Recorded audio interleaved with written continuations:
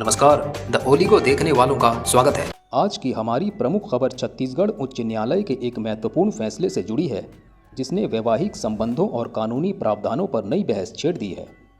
11 दिसंबर 2017 को छत्तीसगढ़ के बिलासपुर में एक घटना घटी, जहां एक पति पर आरोप था कि उसने अपनी पत्नी के साथ उसकी इच्छा के विरुद्ध अप्राकृतिक यौन संबंध स्थापित किए।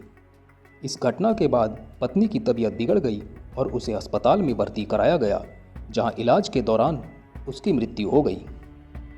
मृत्यु से पूर्व महिला ने मजिस्ट्रेट के समक्ष बयान दिया कि उसके पति ने उसके साथ जबरदस्ती की थी।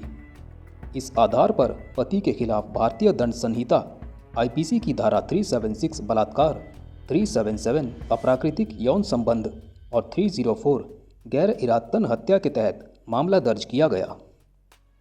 ट्रायल कोर्ट ने मामले की सुनवाई करते हुए पति को दोषी करार दिया और उसे 10 साल की सज़ा सुनाई। अदालत ने माना कि पति ने पत्नी के साथ जबरदस्ती और अप्राकृतिक यौन संबंध स्थापित किए, जिससे उसकी मृत्यु हुई। हालांकि इस फैसले के खिलाफ अपील पर सुनवाई करते हुए छत्तीसगढ़ उच्च न्यायालय ने एक महत्वपूर्ण निर्णय दिया। न्यायमूर्ति नरेंद्र कुमार व्यास की एकल पीठ ने कहा कि यदि पत्नी की आयु 15 वर्ष से अधिक है तो पति द्वारा पत्नी के साथ सहमति के बिना या सहमति से किया गया यौन संबंध बलात्कार की श्रेणी में नहीं आता। अदालत ने यह भी स्पष्ट किया कि अप्राकृतिक यौन संबंध के लिए पत्नी की सहमति का अभाव कानूनी दृष्टिकोण से महत्वहीन है। इस आधार पर उच्च न्यायालय ने पति को सभी आरोपों से बरी कर दिया और तत्काल रिहा करने का आदेश दिया।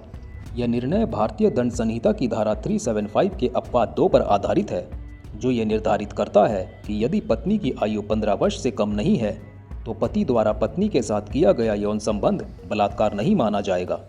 अदालत ने यह भी कहा कि धारा 377, जो अप्राकृतिक यौन संबंधों से संबंधित है, पति पत्नी के संबंधों में लागू नहीं होती। इस प्रकार वैवाहिक संबंधों में पत्नी की सहमति का अभाव कानूनी रूप से अपराध की श्रेणी में नहीं आता। इस फैसले ने समाज में व्यापक चर्चा और बहस को जन्म दिया है।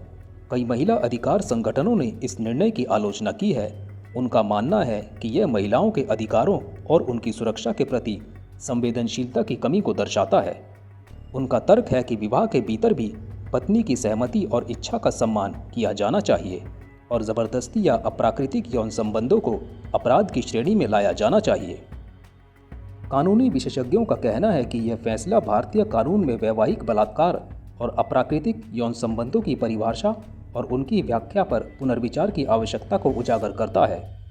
उनका मानना है कि वर्तमान कानूनी प्रावधानों में संशोधन की आवश्यकता है ताकि महिलाओं के अधिकारों और उनकी सुरक्षा को सुनिश्चित किया जा सके। छत्तीसगढ़ उच्च न्यायालय का यह फैसला वैवाहिक संबंधों, सहमति और कानूनी प्रावधानों के बीच के जटिल संबंधों को उजागर करता है। यह समाज और विधायिका के लिए एक अवसर है कि वह इस मुद्दे पर गंभीरता से विचार करें और आवश्यक कानूनी सुधारों पर ध्यान दें, ताकि सभी नागरिकों के अधिकारों और सम्मान की रक्षा हो सके। इस महत्वपूर्ण विषय पर आपकी क्या राय है? कृपया हमें कमेंट सेक्शन में बताएं। आपका कीमती समय देने के लिए धन्यवाद।